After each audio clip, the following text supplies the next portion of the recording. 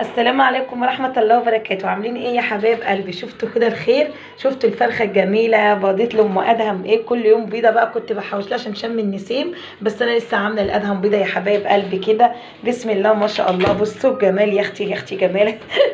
بصي يا ولادي الفرخة الجميلة دي بركة بركة يا حبايبي بجد. والله العظيم الحاجات دي رزق في قلب البيت، والله بجد رزق رزق جميل جدا. حتة فرخة كانت جايه لنا غلبانة قوي قوي قوي، كنا لاقيينها كمان والله العظيم يا حبايبي. بس يا بابا كنا لاقيينها يا حبايب قلبي، كنت لاقياها وابني كان لقاها في الشارع، كانت غلبانه بقى لها 5 6 8 اشهر، كنت خايفه منها وقلت له فيها جرب او حد يا ابني يحدف يرمي فرخه. قال لي يا ماما والله العظيم يا ماما فرخه حلوه وجميل. قلت له يا سلام. قال لي والله قوم ان انا يا حبايبي. قلت له طب ماشي، طب خليها. وحطيناها في الخزانه بتاعت الحمام في عشه صغننه كده، وسبتها يا حبايب قلبي. وزي ما انتم شايفين كده، ربنا يخليكم. ما تنسوش اللايك والشير واشتركوا في القناه. ربنا يخليكم يا حبايب قلبي ام ادهم. وبصوا الفرخه الجميله دي.